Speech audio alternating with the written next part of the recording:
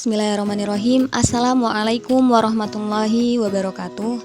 Innal hamdalillah nahmaduhu wa nasta'inuhu wa nastaghfiruh wa na'udzu billahi min sururi anfusina wa min sayyiati a'malina. May yahdihillahu fala mudhillalah wa may yudlilhu fala hadiyalah. Asyhadu alla ilaha illallah wa asyhadu anna Muhammadan Segala puji bagi Allah yang telah memberikan kepada kita semua nikmat serta hidayahnya sehingga kita dapat berkumpul dalam perkuliahan pagi hari ini dalam keadaan sehat walafiat. Kemudian sebelumnya yang terhormat kepada dosen mata kuliah Akhlak dan Etika Bapak Hammam MS Dr. MAG serta rekan-rekan XD sekalian. Sebelum kita memulai perkuliahan pada pagi hari ini, alangkah baiknya kita memulai dengan bacaan basmalah. Bismillahirrahmanirrahim. Baik teman-teman sekalian, kami dari kelompok 10 akan mempresentasikan tentang pembinaan akhlak dalam kehidupan. Sebelumnya di sini saya akan memperkenalkan rekan-rekan saya, yaitu ada saudari Refti Yunita. Kemudian yang selanjutnya ada saya sendiri yaitu Anissa Darzatul Aqsoh. Kemudian yang terakhir yaitu saudari Velasia Cantik Buana. Baik teman-teman, dalam pertemuan kali ini kami akan menjelaskan tentang pengertian pembinaan akhlak, kemudian juga tentang urgensi akhlak dalam kehidupan, kemudian ada juga tentang pembagian akhlak, kemudian ada faktor yang mempengaruhi terbentuknya akhlak, dan yang terakhir yaitu terdapat metode pembinaan akhlak. Oke teman-teman semua, apabila nanti dalam pemaparan materi ada yang tidak dipahami, dapat ditanyakan di saat sesi tanya jawab. Baik teman-teman, untuk pemaparan yang pertama akan disampaikan oleh rekan saya yaitu Mbak Velasia. Waktu dan tempat dipersilahkan. Pengertian pembinaan akhlak.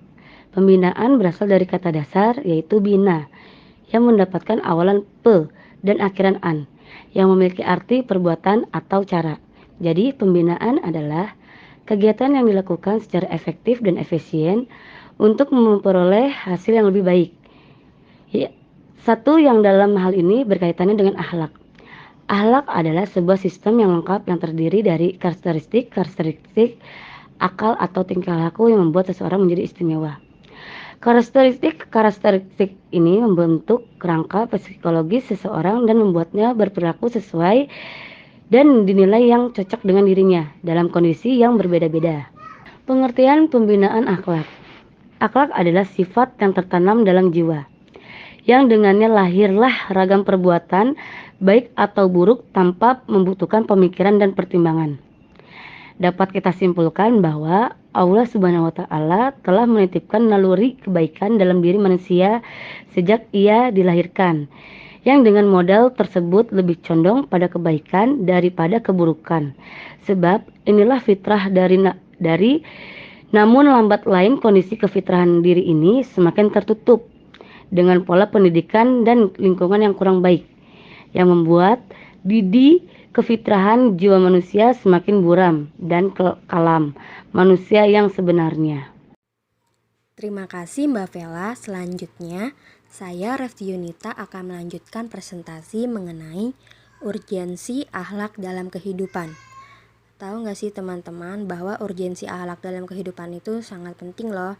Nah, pentingnya akhlak dalam sebuah peradaban, akhlak dalam sebuah negara, akhlak dalam sebuah kota dan lain sebagainya.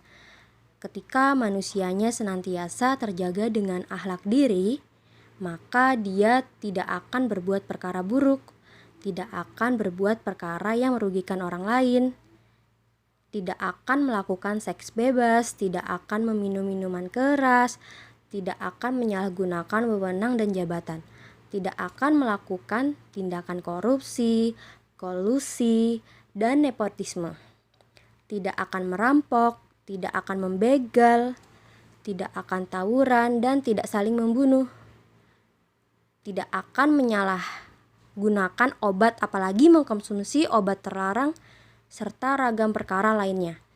Hal ini disebabkan karena akhlak memiliki erat kaitannya dengan agama.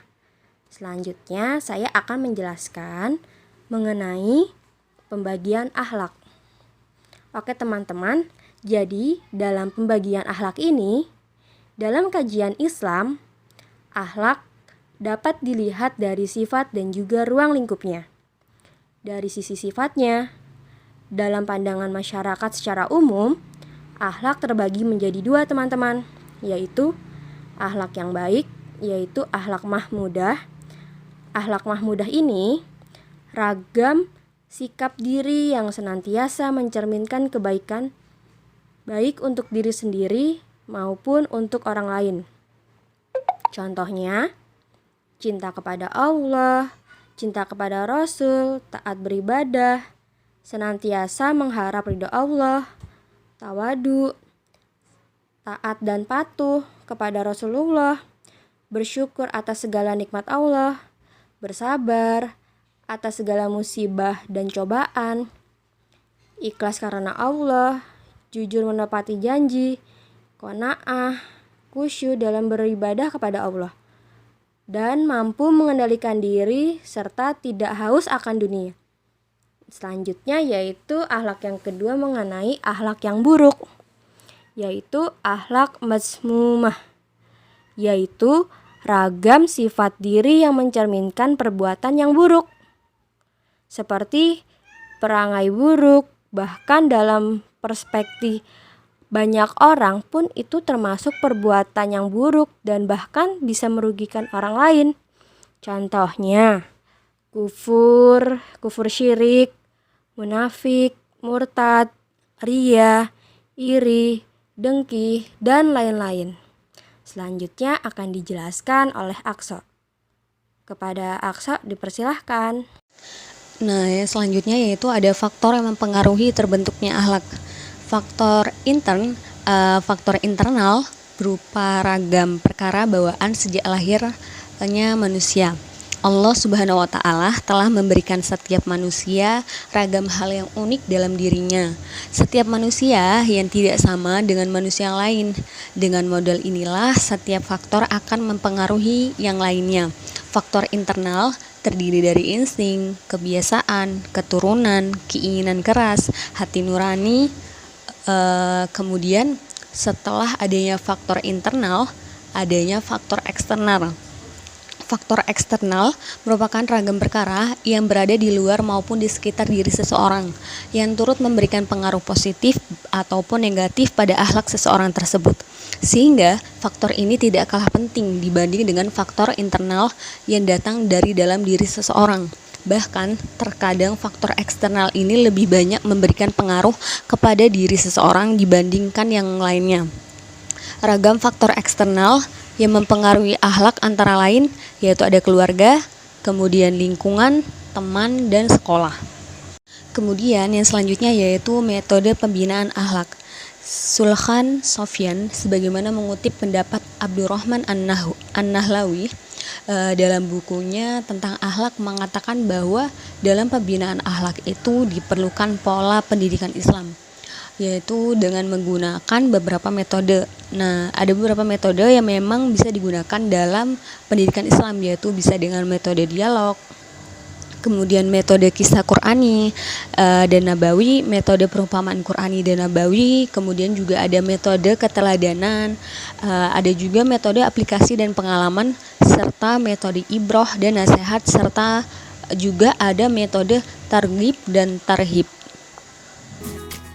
Baik teman-teman, sebelum mengakhiri presentasi kali ini, kami ada sebuah hadis tentang akhlak, yaitu yang berbunyi, Ana za'imun bi baitin fi rabadil jannah liman tarakal mira'a wa in kana muhiqqan bi baiti fi wasatil jannah liman tarakal kadhiba wa in kana mazihan bi baiti fi a'lal jannah liman hassana khuluqah.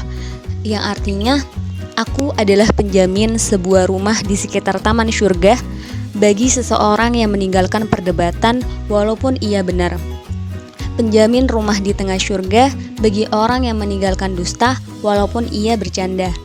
Juga menjadi penjamin sebuah rumah di syurga paling atas bagi orang yang memiliki akhlak yang baik. Hadis riwayat Abu Daud.